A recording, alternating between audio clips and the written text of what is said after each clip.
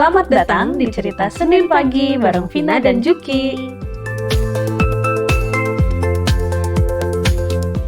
Selamat pagi teman-teman. Apa kabarnya pagi hari yang indah dan bersemangat ini? Nah, teman-teman sekalian, udah denger dong yang minggu lalu udah ceritakan Juki tentang kelanjutan dari privilege. Aduh, saya sih seneng banget ya ngedengerinnya karena kita bisa ngelihat dari dua sisi gitu, dari sisi privilege kita sendiri dan dari sisi privilege orang lain. Nah, teman-teman, kali ini saya sih pengen ngomong yang ada hubungannya sama privilege juga, cuman ini dari POV yang lain gitu. Kalau Juki udah cerita dia ngelihat privilege orang lain dan dia bisa menjabarkan privilege itu, kalau saya sekarang pengen ngelihat ada privilege yang tidak bisa kita lihat. Tapi teman-teman, hari ini saya sendiri dulu juga ya di mikrofon ini bersama teman-teman sekalian. Ini pengen cerita nih saya, teman-teman. Ada suatu kejadian di minggu lalu sih sebenarnya ini ya. Tapi kejadian ini tuh bikin saya tuh mikir ulang gitu tentang diri sendiri. Nah, mungkin teman-teman yang ngedenger ini mungkin pernah nggak ngerasa gini atau mikir ya, ini gue ngapain aja sih? Kok kayak biasa-biasa aja gitu, kayak flat. Nah, mungkin cerita hari ini tuh bisa ngebawa teman-teman refleksi ke arah sana. Bukan pijit refleksi ya teman-teman ya, maksudnya refleksi diri.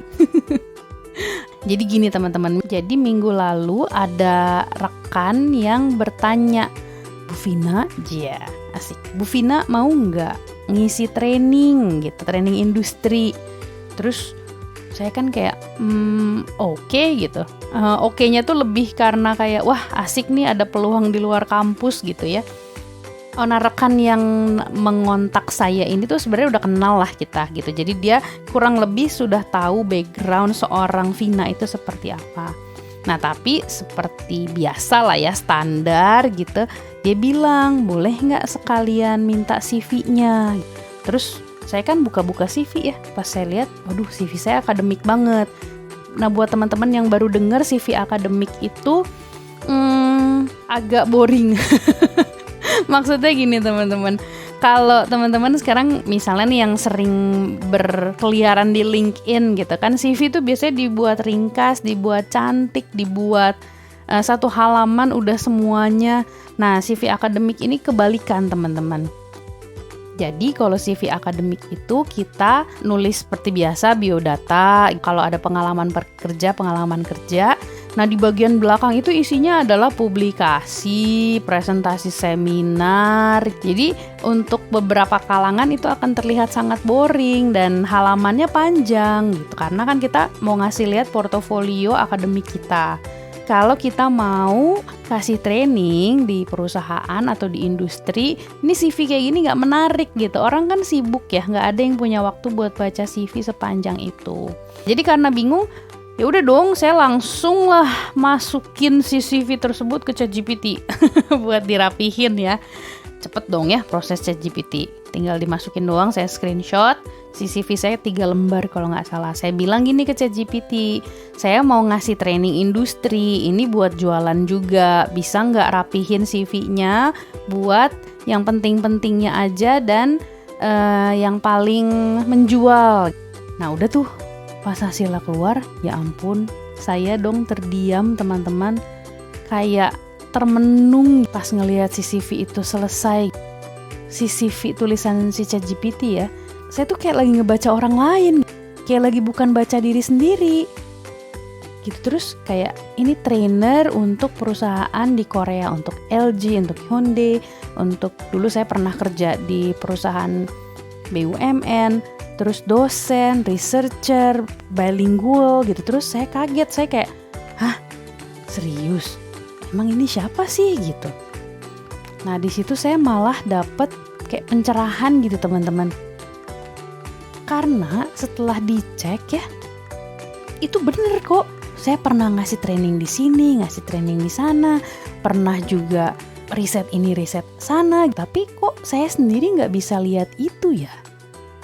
saya nggak bisa ngelihat value saya dari sisi itu. Malah ChatGPT yang pertama kali ngasih lihat itu. Saya tuh terlalu sibuk jadi saya. Kebayang gak sih? Saya tuh terlalu sibuk menjadi saya sampai saya lupa ngelihat saya dari luar. Jadi kalau saya ngelihat pengalaman, saya ngelihat CV itu ya, yang saya fokusin tuh kurangnya. Di mana sih kurangnya, belum nyampenya di mana, salahnya di mana gitu. Nah, tapi kalau ngelihat si CV itu udah banyak loh yang saya jalanin. Secara umur pun memang seharusnya emang di umur-umur yang sudah banyak pencapaian tapi masih pengen naik lagi gitu kan. Kalau saya ngeliat-liat ya teman-teman, ini tuh kayak udah banyak yang dijalanin tapi saya tuh nggak ngasih ruang buat diri buat mengakuinya. Jadi misalnya, ini kita kalau balik lagi ke privilege gitu ya. Kalau misalnya saya bilang nih, saya sudah pernah memberikan training di perusahaan-perusahaan internasional kayak LG, kayak Hyundai gitu kalau di Indonesia. Saya tuh biasanya meng-counter itu dengan bilang gini, ya iyalah kan saya kan pernah kuliah di luar negeri, wajar nggak sih pernah ngasih training di perusahaan besar. Jadi suka ngebales diri sendiri dengan hal-hal seperti itu. Jadi kayak lupa gitu, kalau semua itu kan tetap butuh effort ya, tetap butuh air mata, tetap butuh proses yang panjang, yang waktu itu ngejalaninnya juga berat. Bikin materi training itu tuh bukan hasil sehari 2 hari, itu tuh hasil 4 tahun yang sudah saya kerjakan dengan proses yang panjang, terus diintisarikan dalam training yang hanya beberapa jam. Nah, jadi balik lagi ke privilege, teman-teman, kita tuh sering salah sangka gitu tentang privilege. Kita pikir kalau kita punya akses ke suatu hal, artinya kita nggak boleh bangga, ya nggak sih? Padahal privilege itu kan mungkin pintu ya. Privilege itu hanya pintu. Yang masuk, yang jalanin ke dalam pintu itu, ya kita juga.